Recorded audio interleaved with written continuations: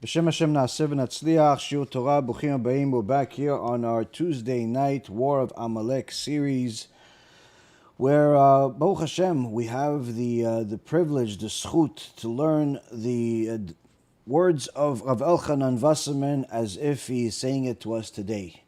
And tonight, I think, more than ever, we'll see literally the words of the living God, the words of the Torah coming to life through Elchonon Wasserman, through this extraordinary writing that was written literally nearly a century ago, and you'll see it how relevant and how applicable it is for us today. Tonight's shiur is going to be for the Refuah Shlema and Hatzlacha Rabba for Rabbi Efraim ben Shulamit, Rabbanit Sarah bat Anat, Rabbanit Levana bat Sarah, Sarah bat Levana, Avimori David ben Esriya, Imimorati Doris bat Jora, and all of Am Yisrael and all the righteous Noahides that support us, that help our organization with their donations, of their time, of their resources, and also of their skill. We have, Baruch Hashem, a couple of, more than a couple, new volunteers added to the team recently, but Baruch Hashem, helping us with graphics, helping with videos, helping with music, lots of different things to do. So anyone that wants to volunteer at the organization, please contact us. We need as much good work as possible. There's, Baruch Hashem, lots of different moving parts, and we need as much good skill and passion for Kiruv and for Torah as possible. With that being said, Rabotai, I want to remind everyone that everyone has an opportunity to fulfill the mitzvah of destroying Amalek by ordering a box of books, at least one box, if not more, of these books from our Kiruv store for free. You can go to kiruvstore.org and order a box of this and distribute them in your community, in your Jewish community. There's, of course, other books as well that you can give to different people that learn weekly parasha. They want to learn words of some of the holy sages from 100 years ago. Rabbi Yakim, one of the Gedolei Ador, one of the Geonim of the past 100 years. Well, of course, we have also Rabbi Efraim's book, Rabbi Sharvit's book, and soon we're going to have also some copies of my books, which we ran out of stock, but we're getting some new stock, not much, but we're getting some of it back very soon, BeEzrat HaShem. And of course, you could always get the Asher Yatzar posters that are always good to distribute in your community. Everyone loves these. You see them everywhere. You see them in your restaurants. You see them in people's houses. Simply a box of posters where you put this on the wall outside of the bathroom and say the blessing right after HaKadosh Baruch Hu blessed you with the ability to relieve yourself. This is one of the greatest ways to get to fulfill this gula of not only doing the will of Hashem, but also saying thank you to Hashem, and to fulfill this gula that will give you refuah shlema, that will give you good health. So this is also available, BeEzrat HaShem. And of course, there's always new items coming up in the store. Go to kiruvstore.org, and anyone that wants to donate and support, you can donate on our website, BeEzratHashem.org. With that being said, Rabotai, we're going to get right into it, and we titled this shiur an interesting title, Chutzpah of the Last Generation. Now, I don't necessarily need to explain what chutzpah is. Most Jews and non-Jews have heard the words chutzpah. In so many words, it's similar to the word nerve, to be somebody that is obnoxious, somebody that is in essence, breaking the line of being cordial, crossing the line, I should say. And the sages tell us, and we're going to go into it later on in Gemara Masechet Sotah. It's also in Masechet Sanhedrin, and pretty much everywhere where the sages tell us the different prophecies of what will be in the last generation before Mashiach, in that last generation where we're fighting Amalek, there's going to be an obnoxious amount of chutzpah, meaning there's always been chutzpah, there's always been specific people that have chutzpah, but in the last generation we find ourselves in, it's going to be elevated to the maximum in all of history. And in fact, Rabotai, we have to ask ourselves, what does that have to do with the war of Amalek? To begin, we have to also look at what's happening in the world today. How did someone like the heretic Manis Friedman become the new Rebbe of Chabad? Now, of course, if you ask Chabadniks who's the Rebbe, they're always going to tell you it's the Lubavitcher Rebbe. But in reality, when you look at what's being publicized out there, what's being pushed out there, it's not the Lubavitcher Rebbe's Torah, it's not the Lubavitcher Rebbe's teachings of whether it be the Rambam or his Sichot, but rather you see constantly the heresy of Manis Friedman being pushed. All different types of heresies, and you see one parrot after another saying they are representing Chassidut of Chabad, but in reality all they're doing is representing Manis Friedman. How did such a heretic become a leader, become in essence a Rebbe, if you will, of Chabad? Now you can ask the same question about any other heretic in history that became a leader of the enemies of the Torah. To this and more, Rabbi Elchonon Wasserman's WarofAmalek series is going to address word for word, as if Rabbi Elchonon is with us fighting the battles of today. While there's always much to learn from the Torah and from the ancient words of the sages, it's even more shocking when we see these holy words of Torah come to life in our lives. In section 27, Chaf Zayin, in the Kuntres, Omer Ani Ma'asai Lamelech by Rabbi Elchonon Wasserman, he says as follows: V'tzarich lidaod, we must know more, further. Ki yesh la'yetzer hara bechanuto kol minei schorot sheba'olam, that the yetzer hara, the evil inclination, the Satan, has in his store all types of merchandise. What does it mean, all types of merchandise? Akol lefi tzorech hamakom ve'hasha'ah. The Satan's store of merchandise, of tools to fight the Torah, to destroy neshamot, that store is endless. To what extent, says Rabbi Elchonon Wasserman? To the extent where he always has the hottest tools available at the right place at the right time. Now, the genius knowledge of the Satan is very rarely appreciated by the average person until they think about it, because the Satan knows with perfection all of our weak points. All of the weak points of a person. He knows how to touch that nerve, to switch that trigger that will make a person break. If a person has a yetzer hara for money, then the Satan will come to him with those tests. Whether it's going to be somebody asking him for tzedakah right after he lost some money in the stock market, or he lost a business deal, and somebody's asking him for tzedakah, somebody's asking him for help. Oh, come on, no, I don't have time. But you have a lot of money. So, okay, you lost money in the stock market, you lost money in a real estate deal, but you still have enough money to help this poor fellow. But the Satan comes, dafka at that moment.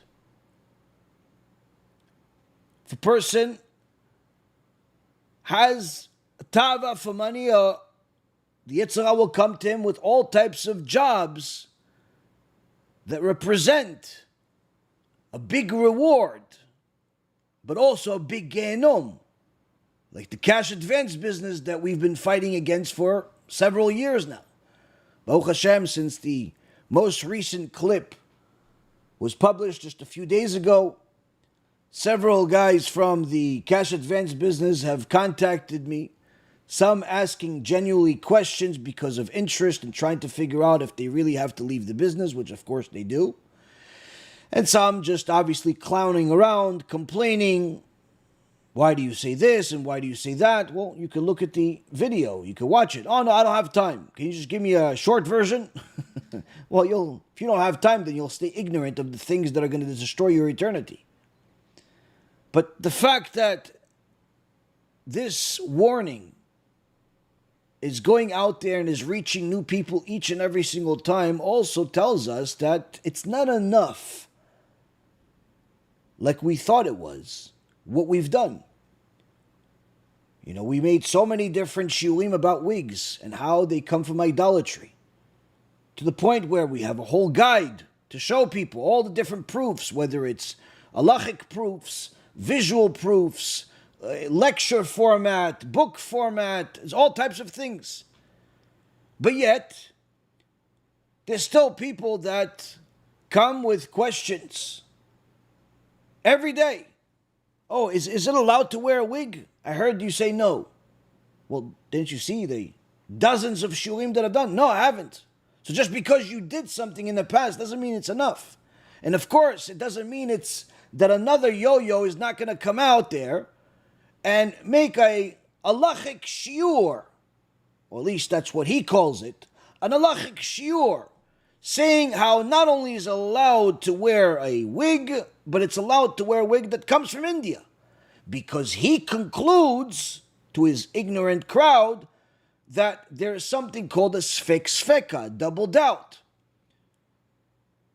And the person that sent it to me, I said, there's only one thing in this entire 10-minute or so video that he said right, which is what he said in the beginning, which is that he should not be talking about this. That's the only thing that he said right. Because the rest of what he said clearly shows he does not know how to paskin halacha. He's not fit, he's not qualified. To say double doubt on a isur deoraita, on a biblical sin, simply shows you have no idea what the rules of psak halacha are.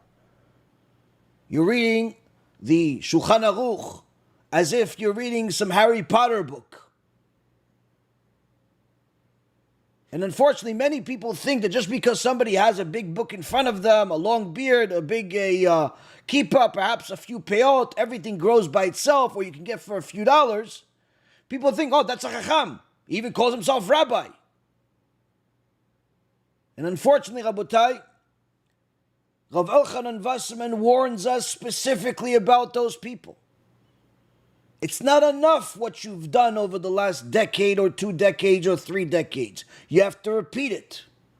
You have to say it again. Why? Because there are certain people that have not heard it, have not seen it, or there's just simply new clowns, new heretics, new liberals that pretend to be Orthodox that are going to confuse people even more, that you have to address constantly.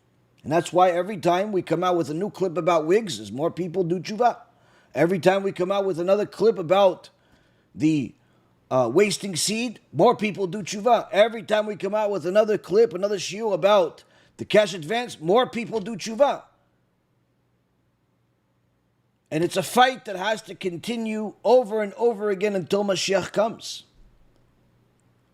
While you may be tired of hearing, or me being tired of saying, some of the same things, even though we try not to repeat ourselves, and always bring something new, Baruch Hashem, the reality is, Rabotai, the Satan knows exactly what is the hottest merchandise to sell to fool people.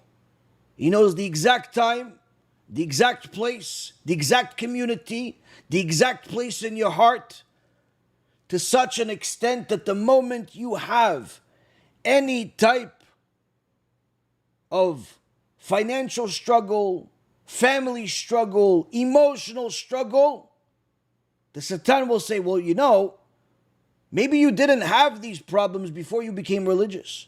Maybe you didn't have these problems before you converted to Judaism. Maybe you didn't have these problems before you did this, and that to get closer to Hashem. He'll try to do whatever he can to blame God. He'll try to do whatever he can to blame a mitzvah. How can you go do this mitzvah and go pray if you can do business instead? How can you go do this mitzvah and learn for a few hours and without talking if your wife needs you? What, you're not going to answer? Is that shlom bayit? Is that what Hashem wants? And he'll do whatever he can to touch that nerve. Because he knows exactly which part of your heart is the weakest chain in the link, is the weakest part, is the most vulnerable. And in fact, Elchonon expands even further and tells us he not only knows which part of the heart, he knows which place. And he has endless merchandise, endless tools in his store that he can put in the right place. What is this like? It's like the pop-up stores that they have, I know in America, they have some in Israel, where these are seasonal stores. They're not there all year round paying rent. They're there just for a specific cause, a holiday or a whatever it is, some type of an event. They pop up overnight. They have this big store, all types of merchandise. You walk into the place, it would seem like they've been here for 20 years. It's so well prepared. But the day after the event, it's gone, as if it was never there. The Satan has these pop-up stores appearing every single day of the year in different communities and in different people's lives, offering the perfect tools to break you when it comes to giving tzedakah, to break you when it comes to being honest in your business, to break you when it comes to losing your cool and becoming angry at the worst possible time against the worst possible people, to break you to pieces. Why? That's what he does. That's why even his creator, HaKadosh Baruch Hu, calls him Ra, calls him evil. That's his job. Did you ever have a bad day? I know it's a rhetorical question. Who didn't have a bad day? Sometimes you just wake up and it's just a bad day. You wake up, you don't feel good. Maybe a little stuffy.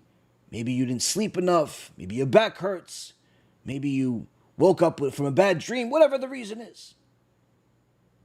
Now, isn't it interesting that it always happens that during those bad days, you arrive at synagogue or you arrive at work, hopefully after you prayed, and all of a sudden,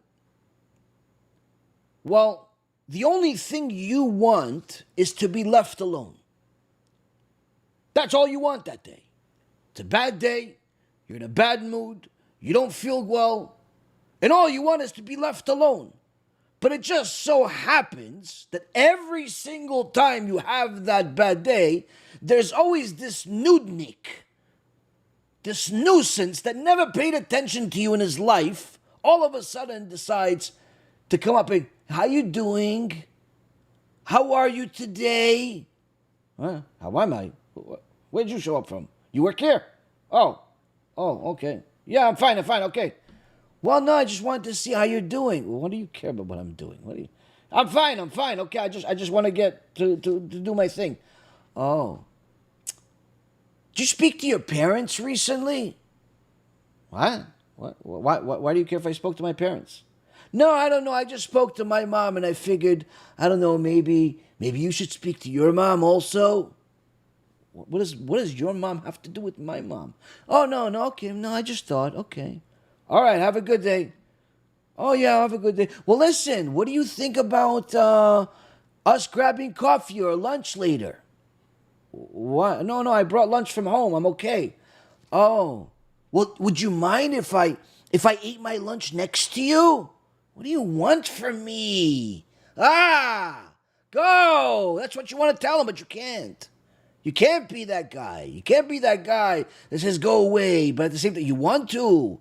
And why is he coming to you today? Why didn't he come yesterday when you were in a good mood? Why does he come tomorrow when hopefully you'll be in a good mood? Why does he come today? Why is she calling you today? Hey, how are you? I'm fine. Can I call you later? No, I just want to talk to somebody. Now you want to talk to somebody?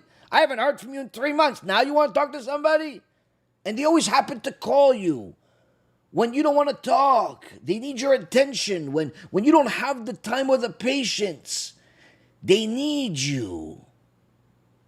You know why this happens? Because that morning, when you woke up, like it's Tisha B'Av, for all types of reasons,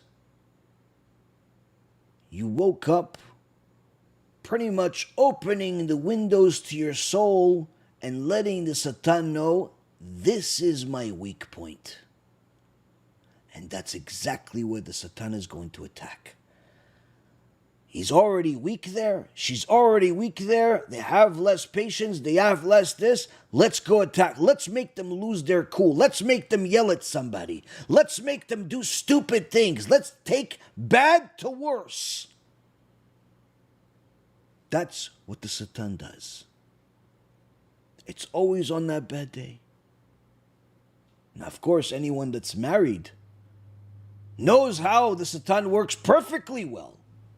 Perhaps they haven't connected the dots, but now you will. You ever have those days where you're having a decent day, but your spouse, not so much? They woke up not in a good mood. But you don't want to get into any arguments. You realize you've been with them for long enough that you figure, okay, you know what? Let me just stay out of their way, try to make them happy, whatever works. But just so happen that they're in such a mood where they want to pick a fight. They want to pick a fight. They start asking you all types of things of something that happened 10 years ago, something that happened 20 years ago. You forgot it even existed. But all of a sudden they want to bring up the relationships of the past and the work you did and where you used to live and all types of things. You're like, what makes you think of this right now at 8 o'clock in the morning? Or the worst of all is when you just simply have a discussion about the kids, about work, about life, about Hashem. And your spouse decides to press that button that no one is allowed to press because they know exactly where it is. They know the one thing that no one is allowed to talk about. No one is allowed to touch. And they knew it too. But today, the day that you're sensitive, the day that you don't really feel like talking about anything needless to say about that one thing, all of a sudden they want to have a conversation. They want to have a conversation. You know why? Because the Satan works overtime in order to make sure that you lose your cool, that you lose your mind, that you forget that HaKadosh Baruch Hu runs the world and He gave us a rule book that we have to comply with under all conditions, including the stress tests. And Rav Elchonon Wasserman is telling us, this Satan, it's easy to forget about him because usually, if you're normal, you don't see him in real life. You see his messengers. You see his acts. So it's easy to forget that he's behind the scenes all along. But what's harder to forget is the messengers. Especially the messengers that are not so close to you and you love them and just have a bad day. Rather, it's the messengers of the Satan that's their vocation. That's their job. They are messengers of the Satan. They are there to hurt people. And therefore, continues of Elchonon Wasserman, this Satan has a store with endless merchandise that he puts at the right place at the right time, just like those merchants that are known in Warsaw. In Warsaw, they had these merchants. What was so special about these merchants that they were known as the merchants of Warsaw? I mean, there's merchants everywhere. There's merchants in Belgium, there's merchants in Melbourne in Australia, there's merchants in New York, there's merchants everywhere. Why are the merchants of Warsaw so memorable? Says Rav Wasserman, these merchants of Warsaw, they were known to sell rocks at the same price as diamonds. They would sell fake goods, but not just sell the fake goods like they do in Chinatown in New York, where they sell you a fake brand name bag or glasses or pretty much fake anything, but for a fake price. They're not going to sell you that bag for $5,000 like they do in the store, like the real one. They'll sell it to you for $20. No. These merchants sold the fake for the price of the real, or even more. Unfortunately, like some people do in different industries. And today, more than ever, this stuff is being exposed, where people that made a name for themselves in the jewelry business were caught selling fake diamonds to their customers, selling $200,000 worth of jewelry, but in reality it was only worth maybe $50, $100. Same goes in a lot of other industries. People sell fake goods, but usually don't make a name for themselves that way. Usually they do a lot of good business, and once in a while people cheat. But there are some types of cheaters that they scam for a living. They cheat for a living. They're predators for a living. Whether it be the merchant cash advance business or those that are like it, that sell fake goods, that sell fake products. Rav Wasserman says, the Satan has these merchants.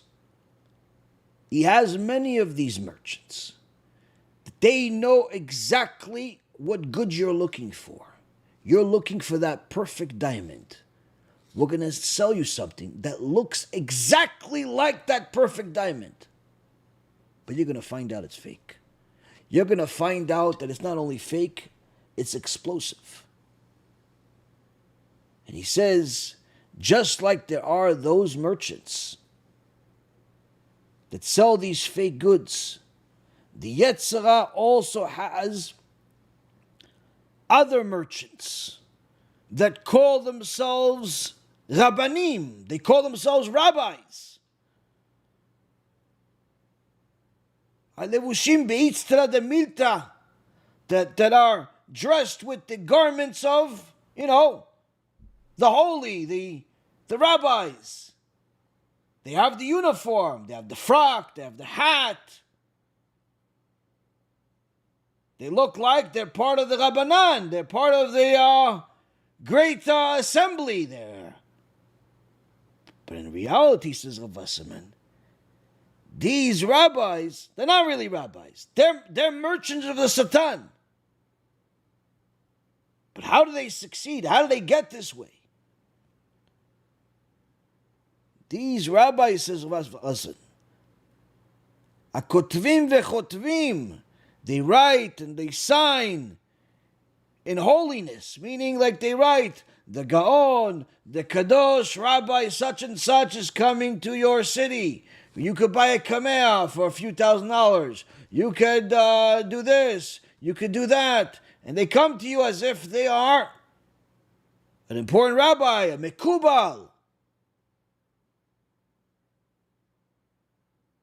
לחזק ידי זרע מרעים מלחמתם נגד התורה.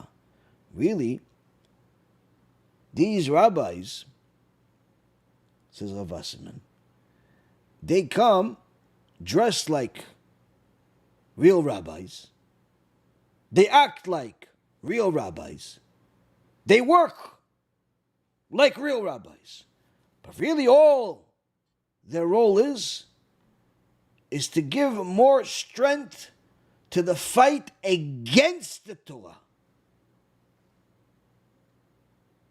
by doing everything they can to manipulate the Torah, to take different verses, different statements from the Torah and manipulate them.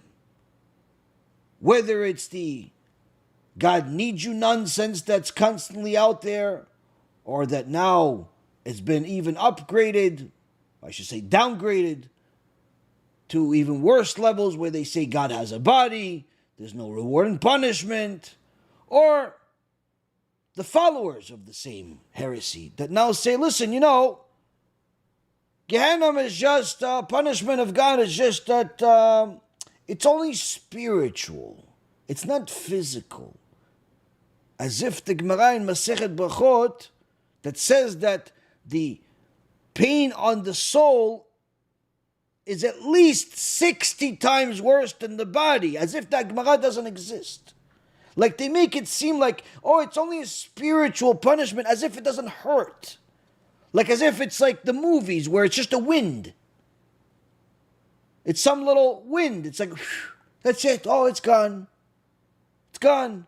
It's like it was a bad, really hot day, but no, now it's done. We'll jump in the pool now. Or they tell you, listen, nobody gets punished in Gehenna more than 12 months. That's why we say Kaddish for 11 months. As if the Gemara in countless places doesn't say that there are some people that not only don't get punished for a year, they get punished forever.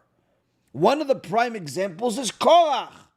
Korach that's literally in the Torah that actually says he's still there today, 3,335 years later. Last I checked, 3,335 is more than 12 months. But they give these lectures trying to pacify the crowd, trying to appease everyone, trying to make it seem as if everything is okay. No one is so bad. And they manipulate one law after another. Some are big, like saying that literally that certain things that are outright forbidden in the Torah are allowed. I just heard from one of my students that they have a family member that converted to Judaism under the understanding that Orthodox Judaism, apparently according to their heretical teachers, that Orthodox Judaism simply canceled out part of the mitzvot, and therefore it's now allowed to be part of the rainbow people. There's no problem. It's as if you say you're allowed to be a religious Jew without believing in God. There's literally nothing stupider than that. But there are people that teach this. They didn't just find this from themselves. They didn't invent this themselves. Why do you think there are so many so-called religious Jews that donate the stolen money, the money that literally is blood, sweat, and tears that they robbed people from in the cash advance business and other corrupt businesses, and they donate the money to different so-called rabbis or organizations? Why do you think that happens? Because those very same rabbis said it's okay to do whatever you want. Just don't cheat me. I've even had people come to me from the cash advance business telling me, listen, Rabbi, everything you said is right. Just something that threw me off, that confused me, was that why did the rabbi that I asked the question also give me money so I could lend his money out at 50 and 100%? Meaning he had some money saved up from whatever he got it from. And he said, listen, your business, yeah, it's good. Can you also lend? I'll give you $100,000 and you lend it and you make 100% on it and give me 50%. He said, Rabbi, that confused me. If the rabbi tells me, listen, not only is it okay to be in cash advance, you could also lend my money out too. I thought it was perfect until I heard what you showed. I read the book until I saw what you said. The Satan has many merchants, many messengers. And Rav Wasserman says, these messengers pretend to be rabbis. They pretend by wearing the garments, by having the title, by having the hat, by looking the part, and even by giving each other the compliments and the honor as if they are chachamim. When they invite each other to their communities, oh, this is the Gaon, my dear friend for the last 20 years. We learned in yeshiva together 20 years ago. And in reality, they were both apikosim back then usually.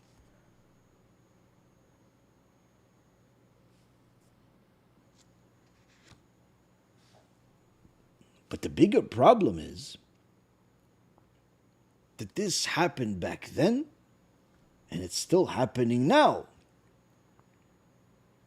One of the reasons, says Rav Wasserman, is that יש שלומדים זכות על הרבנים האלו, כי שטותם מכפרת על שיטתם.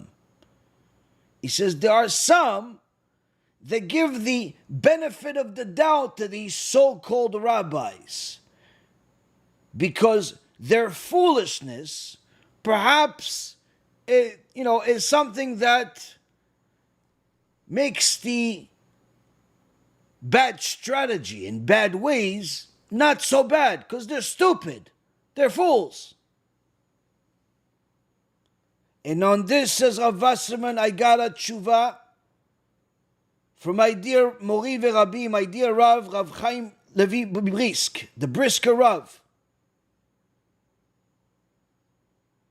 30 years ago, which now would be over 100 years ago in our day.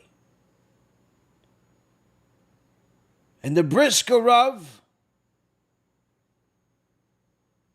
addressed an issue where one of these so-called rabbis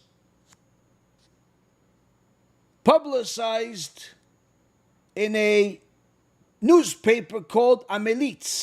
Amalek was like a liberal newspaper that spoke against the Torah. But now, when you have a so-called rabbi that is supposed to be representing Orthodox Judaism writing an article there, you think it's good. It's sort of like when Manis Friedman or Shmuley Boteach and the rest of the Reshaim out there, they have all types of podcasts with all types of atheists and immoral and immodest people, and act as if there's no big deal. Act as if the Torah welcomes everyone as they are no matter what, as if there's no rules. And the Brisker Rav saw that this so-called rabbi publicized bad things, foolish things in this newspaper.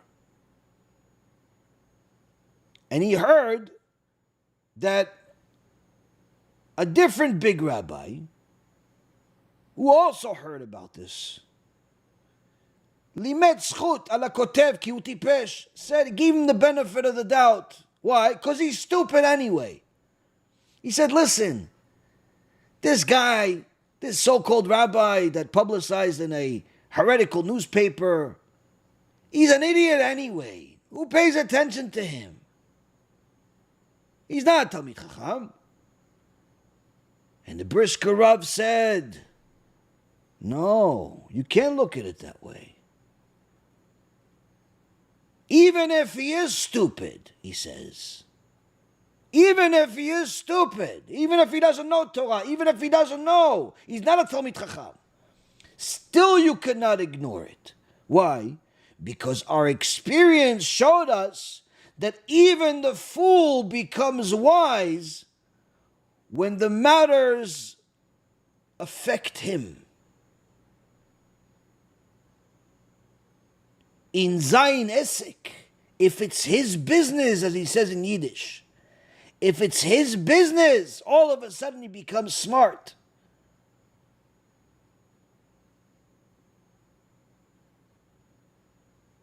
person could be a fool in everything. He doesn't know how to fix anything, how to have a normal conversation with anyone. But when it comes to his business, he knows everything there is to know about it. He can tell you everything about it, the history of it, who, what, when, how. That's how it is. Because the business of a person, that's their life. And therefore, says the Brisker Rav,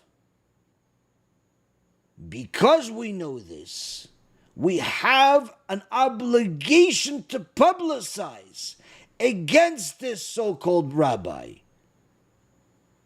that his business is not the Torah.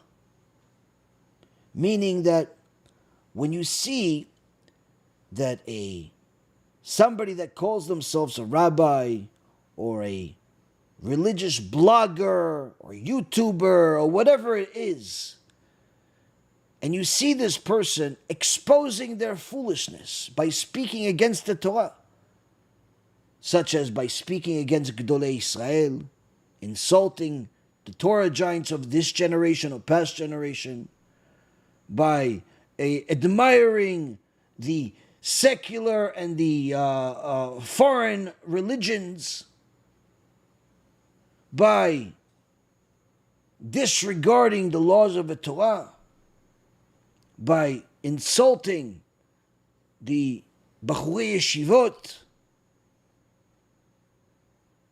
When you see that somebody that calls themselves a rabbi, or religious leader, or even somebody that has an opinion that he publicizes, and you see that person exposing their foolishness by speaking against the Torah, the one thing that you can conclude from that is that the Torah is not their business, even if they make business from the Torah. Again, if they're going against the Torah, if they're violating the Torah with their words, with their actions, with their writings, then the one thing you can know for sure, says the Brisker Rav, says Rabbi Elchonon Wasserman, says all of Gedolei Yisrael, one thing you can conclude, someone that goes against the Torah, distorts the Torah, manipulates the Torah, changes the Torah, wants to renew the Torah as if it's too old and no longer relevant. The one thing you can conclude is that the Torah is not their business. It's not theirs. Even if they make business out of the Torah, meaning even if they make money out of their podcasts and out of their nonsensical books and out of their lectures and out of their interviews and all the products they have, even if they say they are representing the Torah and they make money from the Torah and they teach Torah, if they're manipulating the Torah, then the Torah is not really theirs. What it is, says Rav Wasserman, in reality, this is a foreign business. Foreign business for them. And therefore, one that shows his foolishness and actually publicizes it, you have to speak against it.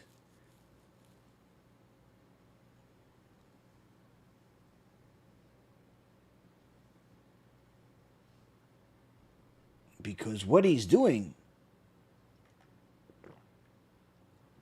umitapesh,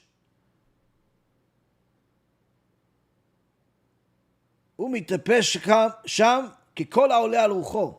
What he ends up saying in his videos, what he ends up writing in his blogs or his books, is whatever comes to his mind. Even if it has nothing to do with the Torah, even if it's the opposite of the Torah, even if it contradicts the Torah. Yeah, but aren't you a rabbi? Yeah.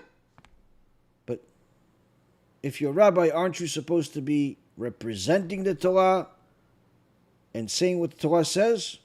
No, this is what Torah says. You don't understand. No, I know how to read. I mean, it says here in this verse the opposite of what you're saying. No, you don't understand. It's too deep. It's too deep. One thing to conclude, the Torah is not their business. Manipulation is. So they make money from the Torah. But the Torah is not their business, meaning it's not theirs. They don't live it. Now, this is something that a person could really understand when they think about their own business or career. When you have a career, when you have a business, doesn't matter how big or small it is. Even if you're only in it for 2-3 years, that business becomes your baby. You put everything in it. You wake up in the morning thinking about what you're going to do in your business. You go to sleep at night thinking about what you're going to do in your business tomorrow. Throughout all the times, you're constantly thinking, what could I do to improve this business? How could I fix it? How could I make it better? How could I do this? How could I do that? What could make my business look better? What could bring more customers to my business? And if somebody tells you, listen, I don't think you have a good business, you're right away attacking. You take no prisoners. Why? You're defending your business. Because it's your business. You want to defend it. You want to show them. You want to prove to them that your business is good. It's the best. You're even better than the big companies. At least in your eyes. Why? Because it's your business. And to you, that's what makes it better.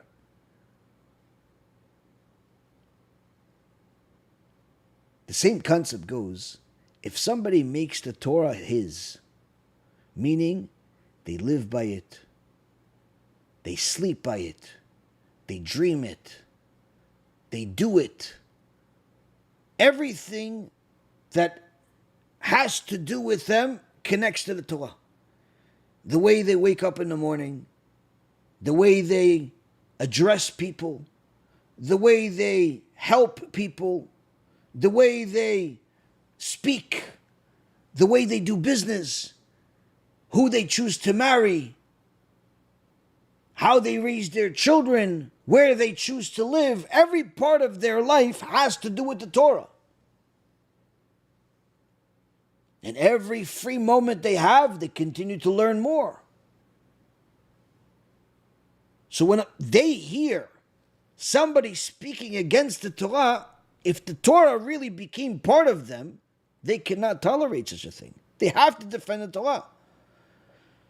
They have to defend the Torah under all costs. That's why David HaMelech says, if you love God, you'll hate wicked people. You'll hate the liars. You'll hate the people that manipulate the Torah.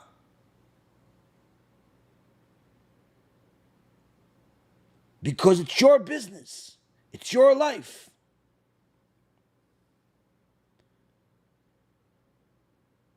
But Wasserman continues and says,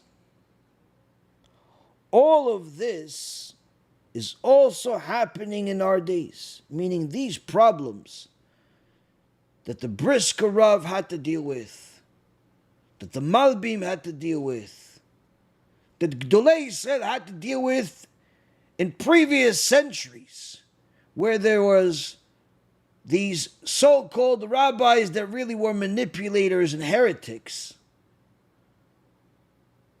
We've had to deal with it throughout all of history. He says we still have to deal with it now, and needless to say, we have to deal with it still now. V'kacha gam biyamenu elu.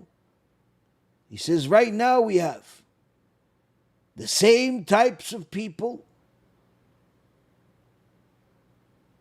who write B'Shem Torah, who write their writings in the name of a Torah.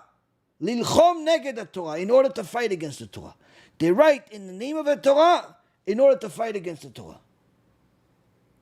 This you can see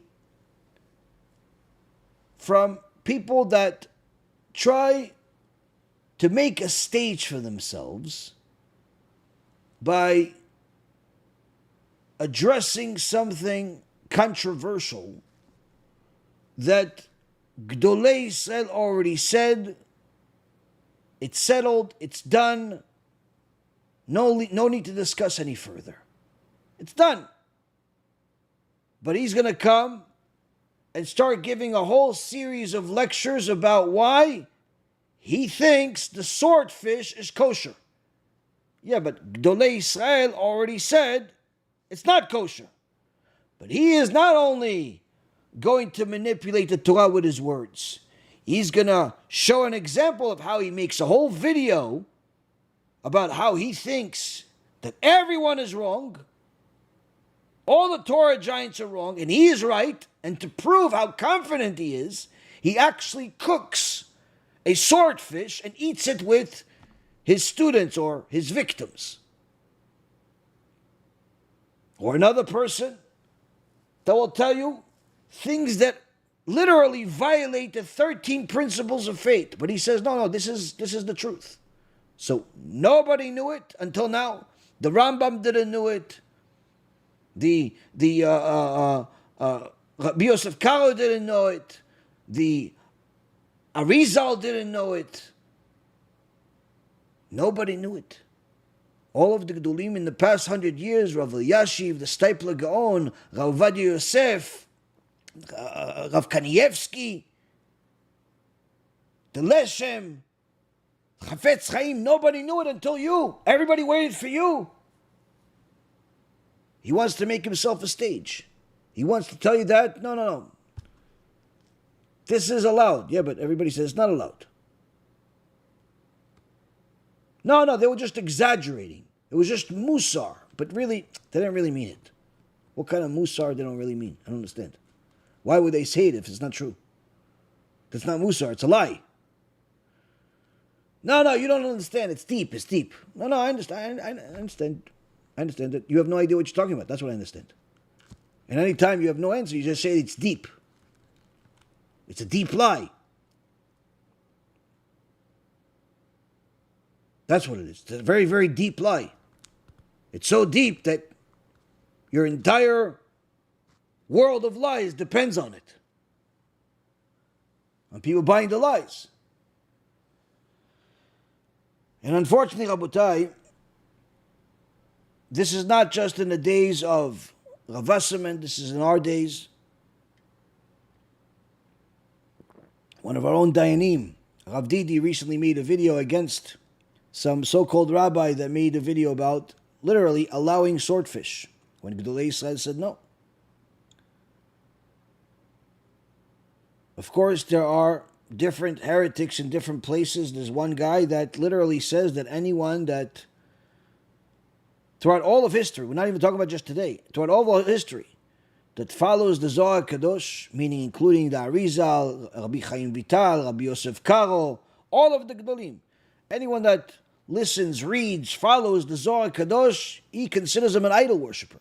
And this is a guy that considers himself a rabbi. In reality, he used to work in the cash advance business and most likely still works in the cash advance business till today. What's the connection? A crook is a crook. He just pretends to be a rabbi now. And even when big rabbis try to speak and explain, you're wrong, doesn't care.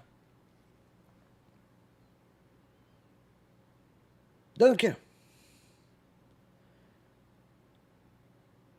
Wasserman then continues and says, one of the most critical points, שכבר הגיע המצב, that the situation has gone to such a point, שאין צורך עוד לשלוחי היצר הרע בהסמכותיהם של הרבנים, ויכלו לעבוד עבודתם בלי מפריע, כי יש להם גדולים משלהם, דוקטורים ופרופסורים עד בלי די. He says it's gotten to such a point already in his day that the typical merchants of the Satan that would usually be liberals, reformers, that would hire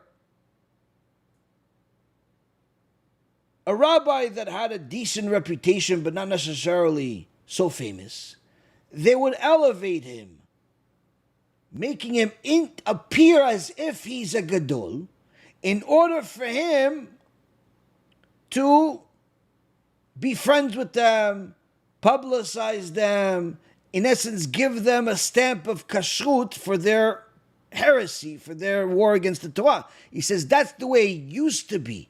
He says now it's no longer like that, because these actual merchants of the Satan have gotten so bad that they themselves have become rabbis, who are now also even doctors and professors, who look up to doctors and professors. Meaning that you're going to sometimes see the rabbi call himself Dr. Rabbi such and such.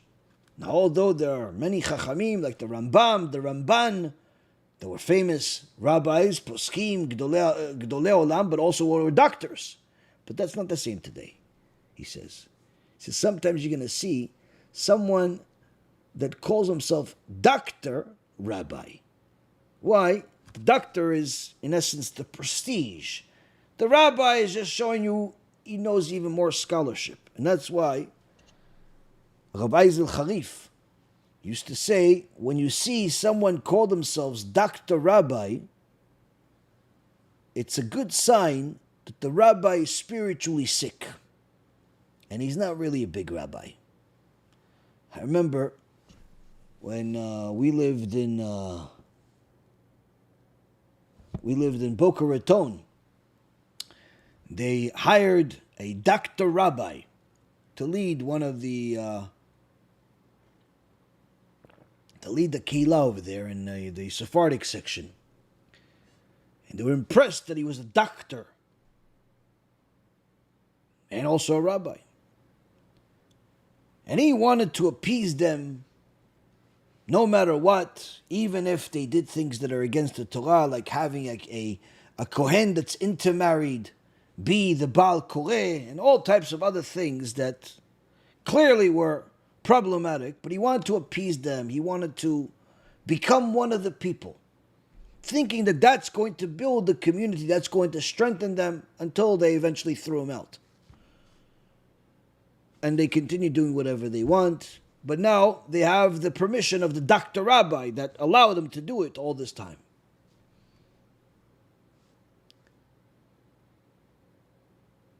Wasserman is telling us the situation has deteriorated so much because while those that are aware of the truth are not always fighting it, and in fact sometimes even giving the heretics the benefit of the doubt that perhaps they're just fools, perhaps they're just ignorant, so why pay attention to them? He says this is not good. Why? Because these people may be fools, but when it comes to their business, they know what they're doing. They're saying those things for a reason. They're the messengers of the Satan. They're offering the product that is what the crowd thinks they need. But in reality, it's a fake diamond. And they do everything possible to build themselves a stage. So they'll make a lecture about why it's okay not only to disregard over 120 poskim that say that wigs are not allowed regardless of whether it's from India or not. Disregard them as if they don't exist and rely on one or two or three poskim that they say is allowed, even though none of them allowed the wigs of today. disregard that it's from India. And they'll even make a video of why it's okay that their wife wears a wig. Why are they doing this? Because they want to be liked by the crowd. When people like you, they buy your stuff, they support. And they'll do anything and everything possible to hit controversial issues. If you didn't notice, during the coronavirus, many rabbis showed up out of nowhere. Now, although it's good if somebody's teaching Torah, somebody's giving people chizuk during a difficult time, during a crisis, that's good.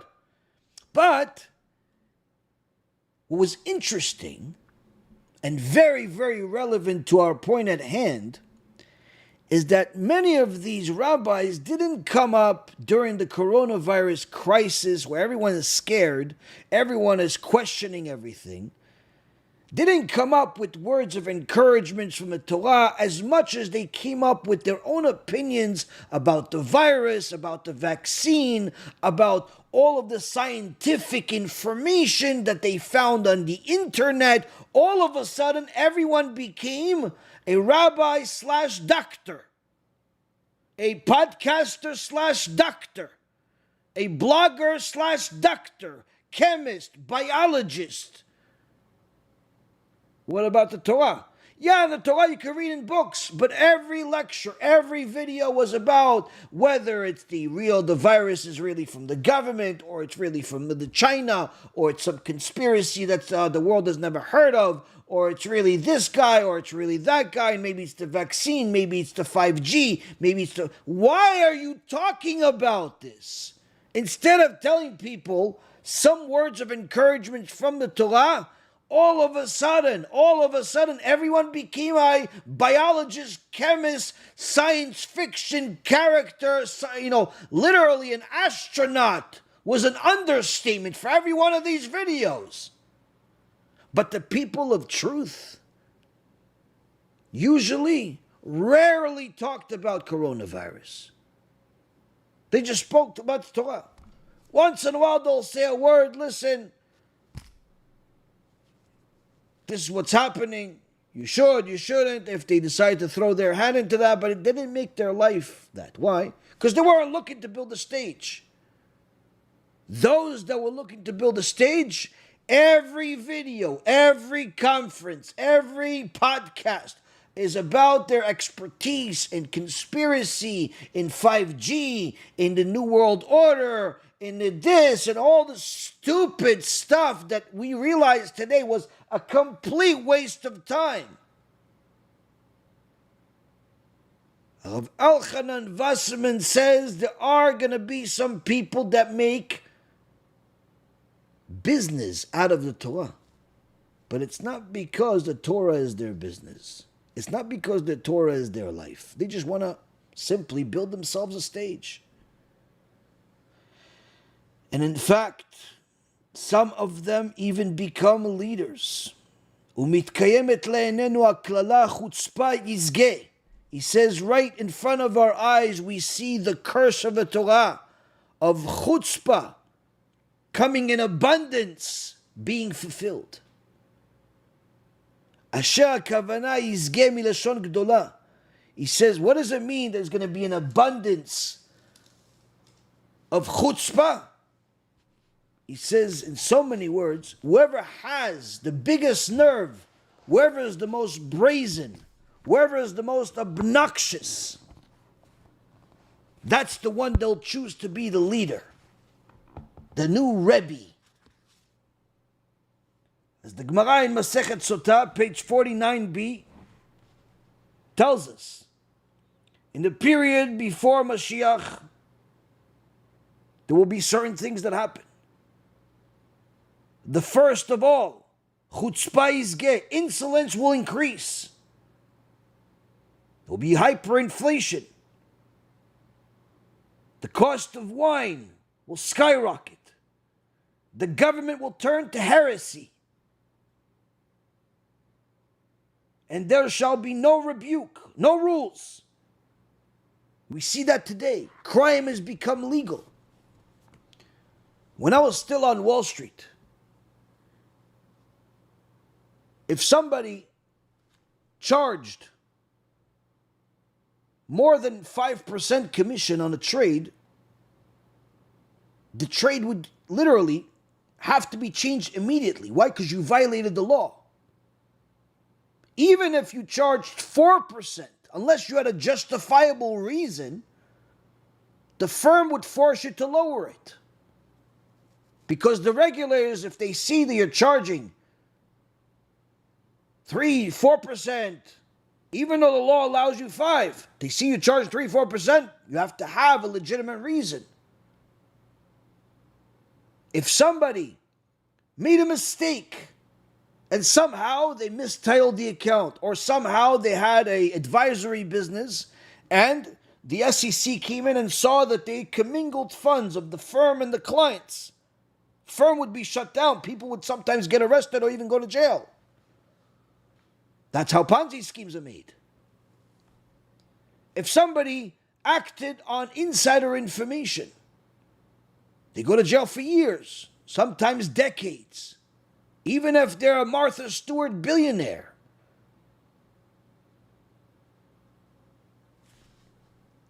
But the worst of all is if somebody committed fraud. If somebody committed fraud, they manipulated a security of some kind, they stole from people, that's it. That's the end of the show. It's not only they're no longer able to ever be in the securities business again, the investment business again, but they go to jail and they have a really long statement. They have a really, really long sentence. That was just a decade ago. Today, Rabotai, what's happening with cryptocurrency? Literally, crime has become legal to such an extent that people start all types of fake cryptocurrencies. They pretend as if they're real. They promote them as if they're real. They get people to invest tens of millions or even hundreds of millions of dollars, in some cases even billions of dollars. And then they literally suck out all the money out of this Bitcoin, out of this cryptocurrency in an instant. Not even something that takes days or months or years. Literally in an instant. 98% of the fake security goes to nothing.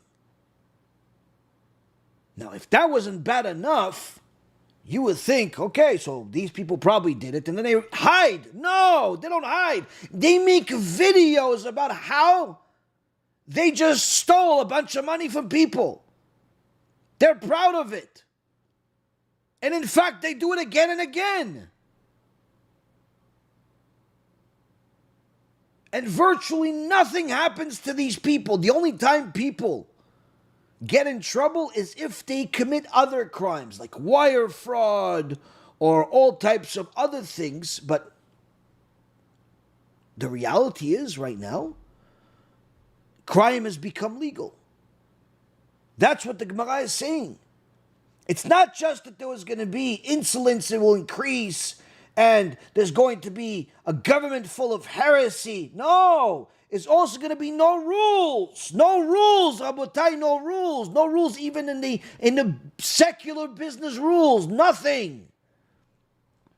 They create rules to break the rules.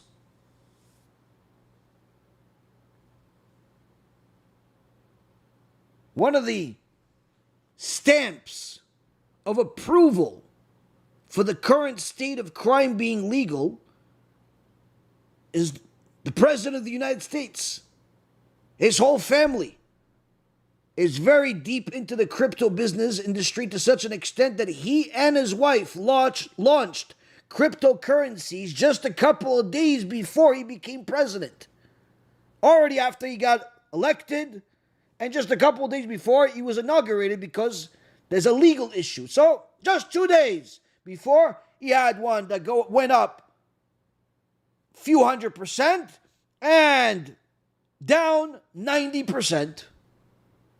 But he and his friends, or whoever is the people behind the scene, according to the documents, it's his family. $800 million, $900 million. Now what are you going to do? Go sue the president? Go sue his sons? Go prosecute against them? Good luck with that. Good luck with that. Crime is legal. That's what the Gemara is promising. Sodom and Gomorrah is what we're seeing.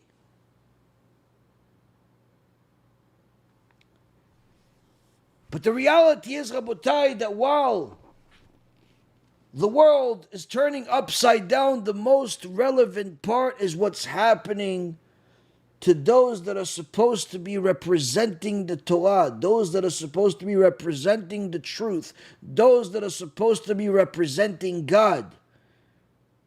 There, Rav Elchonon Wasserman says you have to be very, very careful. Why? Because in this generation, before Mashiach comes, there's going to be a lot of fakers. And those fakers are going to look as real and as authentic as you can imagine. And in fact, what's going to make them look greater in people's eyes is that the more brazen they are, the more people will admire them. The more chutzpah they have to change the rules, to modernize the rules, to manipulate the rules. The more brazen they are, the more people are going to think, wow, he must be very holy. He must be a chacham. Because the same Gemara, on page 41, Masechet Sotah, says in the name of Rabbi Shimon ben Chalafta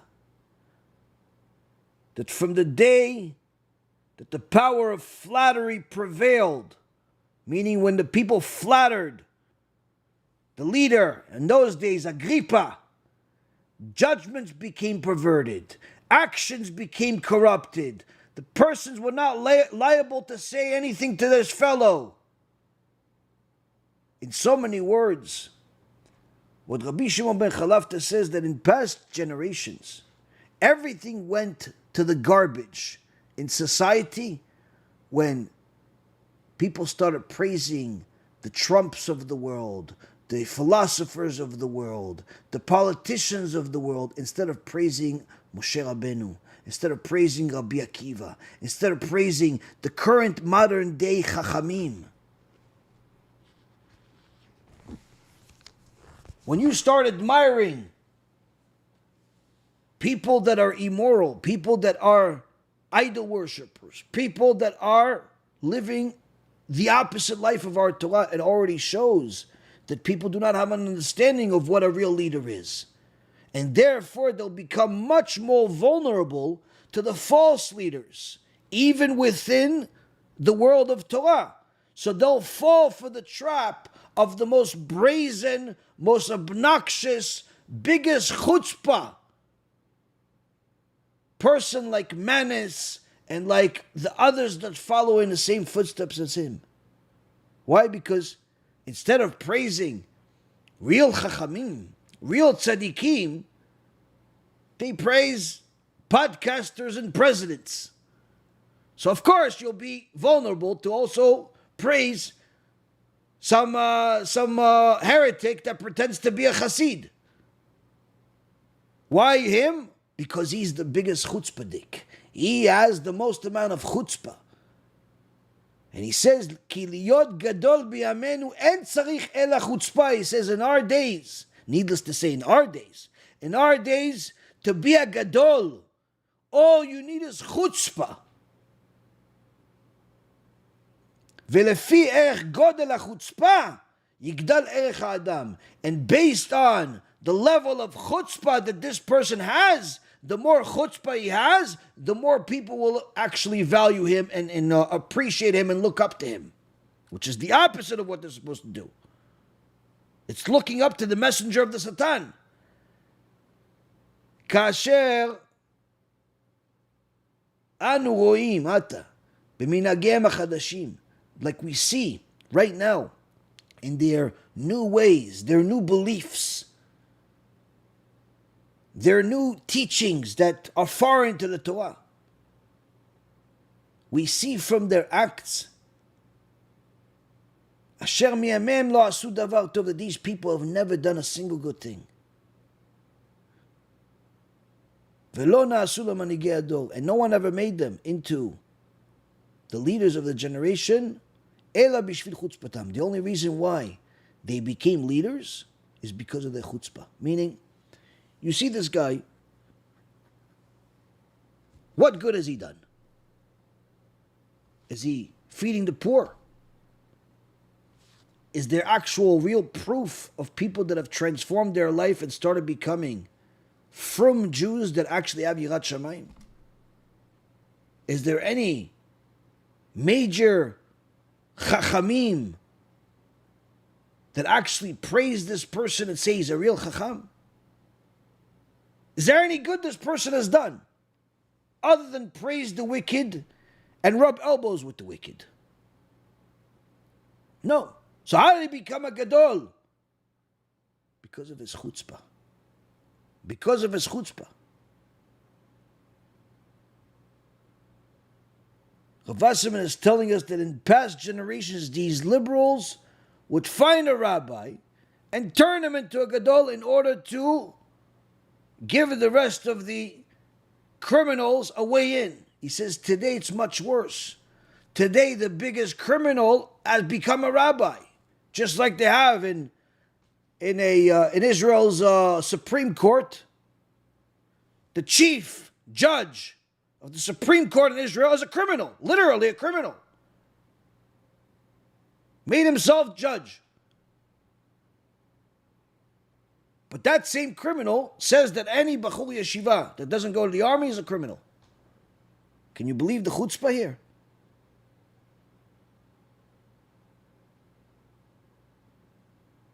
The Malbim, Rabbi Meir Leibush Weiser, lived in the 1800s. He was one of the biggest fighters against the Maskilim, the Enlightenment movement, the reformers. He literally wrote an entire commentary on the Torah just as a way to defend the Torah against these heretics. And he paid attention to all the details. But unfortunately, just because the rabbi pays attention to all the details doesn't necessarily mean that all the students understand. One time, the rabbi noticed that there's a new fashion statement among those Jews that went off the derech, that abandoned the ways of the Torah and became part of the Maskilim. What was the fashion statement? They started wearing glasses and walk with a walking stick. So the Malbim saw this and he called his community together to give them a warning, to give them a lecture of what's happening. Everyone's thinking maybe there's a new book, maybe there's a new this. What's the rabbi going to say now? And the rabbi, the Malbim, says to them, look at how the Yetzirah is walking around with glasses and a walking stick now.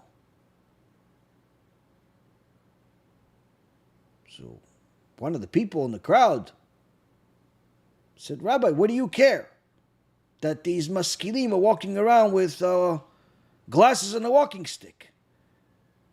Why is that even a religious issue? It's not even the ways of the Gentiles. We invented this style. So what's the problem with that? What could possibly be wrong with a walking stick and glasses?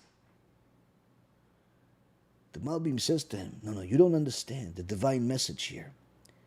He says, you see, until now, the only people that would have to wear glasses and have a walking stick are older. And this was one of the ways that HaKadosh Baruch Hu will send a message to an older Jew to tell him, listen, you're not going to be in this world forever. You used to run when you were 18 years old. Now you barely walk with a cane. You used to be able to see a mile away. Now you can barely see with your glasses on. So Hashem would send this old Jew a message. You're not going to be here forever. Do tshuva now before you die. And a person would do tshuva before they died. But now that the Satan has used the Maskilim, has used the reformers to make a new fashion statement, to walk around with a cane and glasses, this tool can no longer be used in the same way. Why?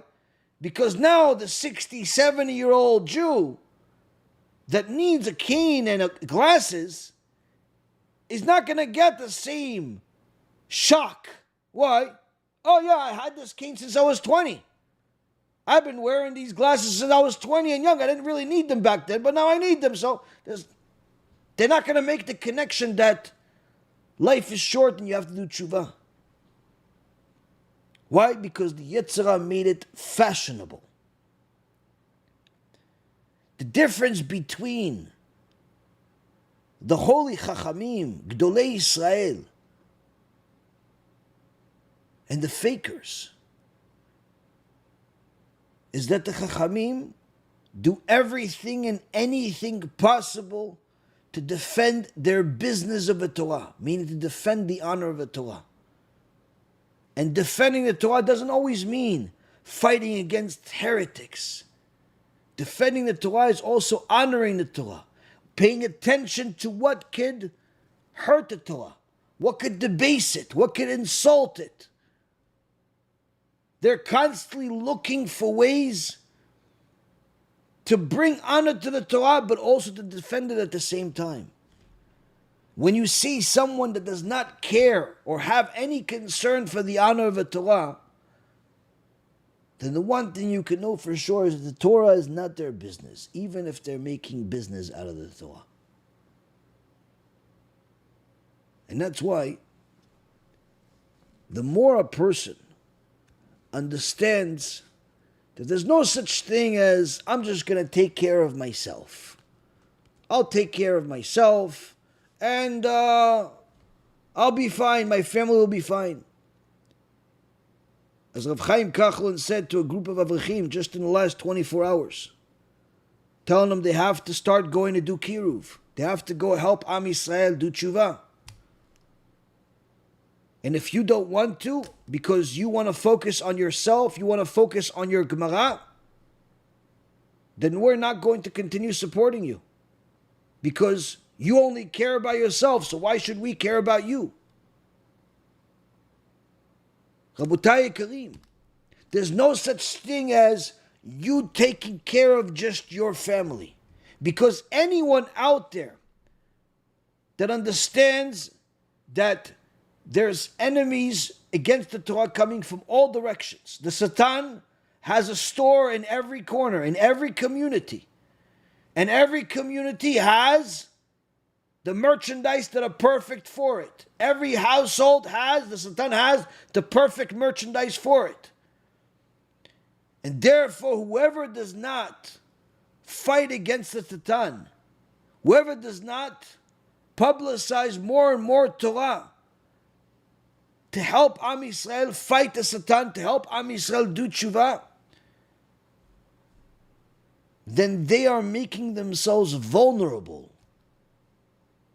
Because the Satan sees, if you're not defending Am Yisrael, then you yourself are not even strong enough to defend yourself. And those people usually become the first victims of the Satan in different ways. Rabbi Elchonon Wasserman wrote these holy words nearly a century ago.